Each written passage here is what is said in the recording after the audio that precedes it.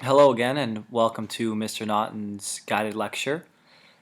This is going to be the first time you're hearing this. You're going to try something new today.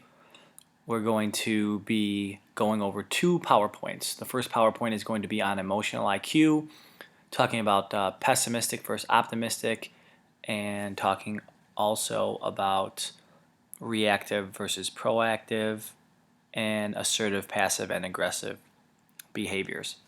And then our next PowerPoint is going to cover the emotion of anger and what it does to the body and the reactions that go on with the emotion of anger. So, to start off,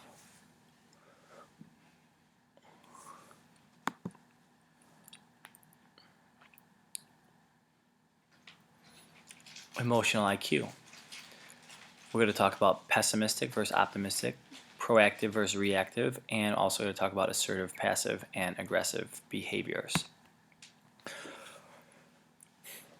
Intelligence, or better known as IQ, accounts for about 20% of people's success.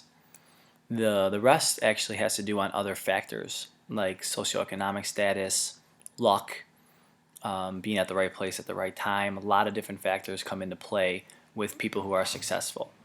So statistics say that only about 20% of the people who are, or only 20% of success comes from actual intelligence.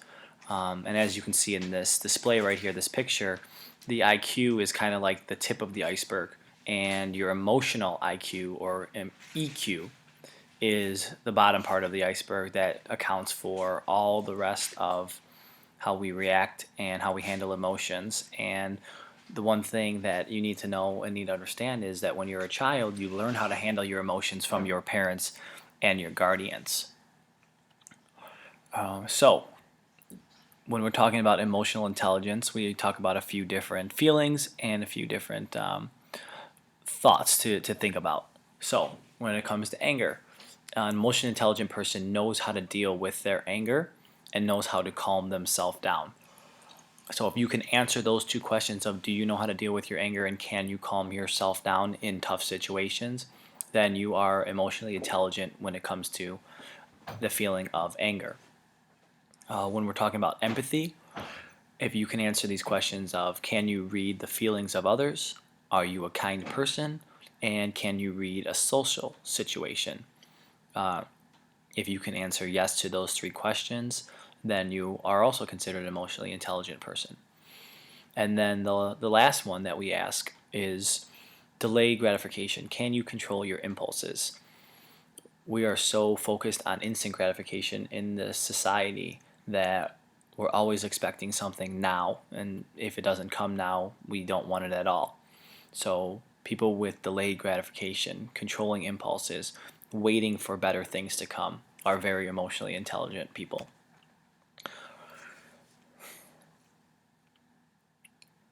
Now we're going to start talking about the outlooks on life.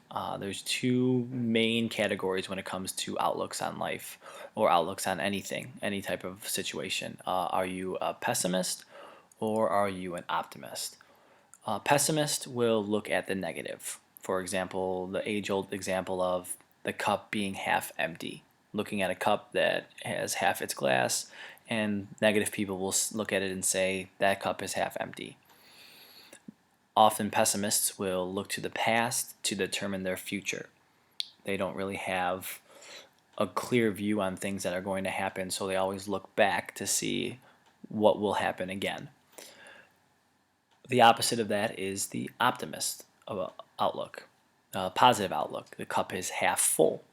They are always looking forward, and they do remember their past, but they learn from their mistakes. So whatever mistakes they made in the past do not happen, does not determine their future. We got a little video here to watch. It takes about a minute or two, so it's about a proactive versus reactive, which is the next thing we'll be talking about.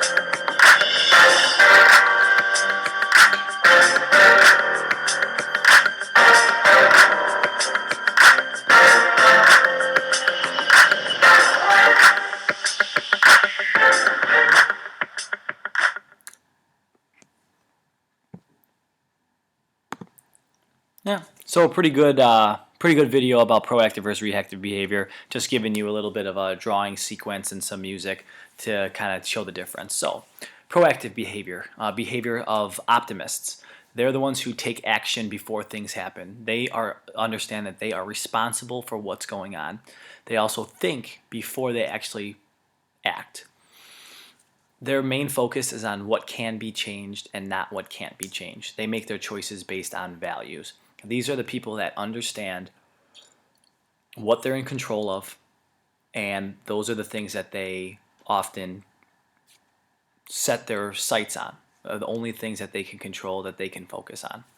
Then you have reactive behavior, the behavior of pessimists. Choices are based on impulse, to where they just choose without thinking. They blame others. They project using the defense mechanism. They say that they're not responsible when things go wrong. They whine and complain. They often use terms like "poor me" or "look what's happening to me." As something that they look at it as that something out of their control. It's either someone else's fault or something else's fault for what's happening to them. And then we're going to talk about assertive, passive, and aggressive behaviors. The assertive behavior is a positive behavior. It's the proactive, the optimistic behavior. It is, being ultra positive, always being understanding that you're in control and being optimistic. The passive is the reactive behavior, the pessimistic, the does not participate, that chooses to sit out. And then sometimes what gets confused with being assertive is called the aggressive, where people are thinking that they're being proactive, but they're really just being hurtful, and they're being overly assertive to the point where it starts rubbing people the wrong way, or it starts actually becoming hurtful to other people. So when you want to try to practice your assertive behavior, it's going to improve. The number one thing, or the three things that you can do to practice your assertive behavior is: when you're speaking with someone, make eye contact. When you're talking to someone, have a firm voice and be confident. And when you meet someone for the first time, also shake their hands with a firm grip. Nice to meet you, sir or ma'am. So those are some things that you can work on when you are meeting someone and talking to people in certain situations. So remember, just a couple of things going over assertive, passive, and aggressive behavior. Assertive behavior, you can actively listen to the person. You try to understand that person's feelings, and you try to seek a compromise with any situation where you might disagree with somebody. A passive person will always choose to listen, and they won't choose to talk. They will deny their feelings, or they'll make excuses to try to be left out or try to be passed over. And they'll always give in to what the other person wants. And then an aggressive behavior will not let the other person speak. They'll interrupt, and they'll often be sarcastic when people do talk. Sometimes they'll make fun of the other person, maybe hurt their feelings or call names. And they always want their own way. They're never looking to seek a compromise. They're never looking to give in to another person. So that's all we have for the assertive, aggressive, and passive, and emotional IQ, and proactive versus reactive, and optimist versus pessimist. There's a lot of terms that we threw at you, but if you look over the textbook, or and you look over the additional worksheets and note sheets that we have on Schoology, you will be able to understand these and grasp these a little bit better. And when I do come back on Wednesday, if there's still more questions, we will talk about it. But we're going to move on to the next PowerPoint, and that is going to be our anger PowerPoint. Anger is one of the biggest feelings that kind of fuel a lot of negative aspects in our life, and we want to discuss this so we understand what's actually going on when someone is getting angry. So anger is our next focus. Anger is obviously an emotion that comes out when somebody is frustrated. It's a strong feeling of displeasure, and people believe it, or people say it is because it's aroused by a wrongdoing. It's based on an irrational belief that everyone should act according to our own values. So when we get angry at people, it's because we are believing that people should think the way that we think. And when they don't, or they should act the way that we want them to act, and when they don't, we become irritated with them and we become angry at them. Anger can be caused from external or internal events, which means it can be happening from someone else or something else or a situation, or anger can come from inside of us, things that are going on in our lives that could cause anger. You could be angry about a certain person, a certain event, or a certain situation. This can be caused by worrying about personal problems, memories of personal events, and a lot of other situations can bring up the nature of anger. Some advantages and disadvantages of anger, of expressing anger. We're going to start off with the disadvantages. It is going to increase the frequency, intensity, and duration of anger. Anger will only fuel itself. So if you're angry, you can continue to be angry for longer, and you'll get even more upset, and it will last, and it will be happening more and more times. It turns on that fight or flight stress response, and we talked about that in one of our earlier lessons, to where all those changes that are going on, and all of those stressors that are going on in our lives, about how what happens to our body, what happens to our heart rate, what happens to all the different changes that are going in and around our body during that fight or flight stress response. Anger rarely solves any problems. It may feel good. It may make somebody get some emotions out, but it rarely solves the problem. And when you use anger too often, it will start losing its effectiveness. It's a term that we call, like falling on deaf ears. When someone gets overly mad or someone is constantly angry over and over and over again, you can probably attribute to this maybe a teacher that used anger a lot to try to make you as students like do what they wanted you to do. After a while, it lost its effectiveness because you were just so used to that person getting angry that you kind of shut them out. There are some advantages to expressing anger. It may temporarily make the person feel better, as we talked about that. So it may be, like a stress reliever. I know every once in a while, stress builds up, and we might have to release some anger, as long as it's in a healthy, appropriate way. It could protect somebody if they're physically attacked, and this is probably one of the only times I'm going to say this, but violence is acceptable only in self-defense. So if you are being attacked, yes, the anger could come out, and the flight or fight response could come, and you could potentially save yourself or save other people's if you're being physically harmed by somebody else or something else. So some strategies to keep your anger under control. Relaxation is a great anger strategy. Deep breathing, relaxing imagery, helping calm down your angry feelings, going to some other place for a little while, or deep breathing exercises, which are good. That 5-2, or that 5-2-7 breathing exercise that we talked about. Cognitive reconstructive, changing the way you think, reminding yourself that getting angry is not going to fix anything. If you can remember this when you're getting angry, saying that this is not going to help me, this is not going to change my situation, I need to be more proactive and assertive in making sure that I fix any problem that comes my way. Problem solving. Remember that not all problems have a solution, but figuring a way to handle the problem can reduce anger. And this is what we always talk about. When you can control a situation, those are the situations that you should work on solving when there's problems that arise. When you can't control a situation, you should move on and understand that it's out of your control, that you can't do anything about it, and getting angry over it is just going to cause, a lot of stress on the body and a lot of problems going down the road.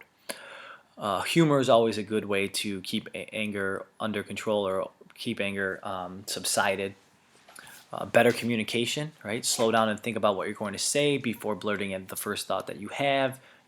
Relax and think about what's going to happen. What are you going to say? What are the consequences of what you're going to say? Because if you just blurt out and say it, then you're leaving it up for other people's interpretation. And as an adult to young adults, what I could say is you never want to leave what you're saying or what you're doing up for interpretation. You always want to be doing or saying exactly how you feel and exactly what you want to be doing. You never want to leave anybody or anything that you do or anything that you say up for question. Changing your environment is also a good way to keep your anger under control. Sometimes, where you are has a lot to do with how you feel. So if you have to get up and leave, or you have to get out of there, or even sometimes it's about changing friends. Changing friends can also be a change of environment. If someone is making you mad and they continually make you mad, you might have to find a new set of friends. Also, giving yourself time to move to another place gives you time to cool off. Go to a place where you feel comfortable. Go to a place where you can relax. If it's at home that you can relax, great. If it's at home that's making you angry, try to go somewhere else that can make you relax and bring you back down to normal. So the best way to keep under control is to realize that you're the only person that you can control is yourself. You cannot control anybody else. You are in control of your thoughts, your feelings, your actions, and your reactions. So I will say this one. I'll say this one time, and I'll probably bring this up a lot of times. You are in control of your actions, your thoughts, your feelings. You are also in control of your reactions. Even if somebody wrongs you, even if someone does something bad to you, you are still in control on how you're going to react with that. Are you going to react in a positive way or a negative way? Are you going to let your emotions get the better of you, or are you going to take time to realize what you want to do, what you want to say, and realize how to fix any problem that comes your way? So that is all I have for you today. Hopefully you are watching this PowerPoint because you need to be watching it. Otherwise, if you're not, I'm going to find out on Wednesday when I come back. So I'm going to give a number that I want everyone to know, and that number is going to be the number 49. So when I come back on Wednesday what the magic number is, the magic number is 49. So if you know that number, I'm going to find out in a secret way, and I'm going to make sure that you're listening to this, because if you did not listen to this, that means you weren't doing what you're supposed to be doing when I was gone. So have a good Tuesday. Hopefully you're here to watch this, and I'm going to get that number, that magic number, on Wednesday. Until then, this is Mr. Naughton signing out.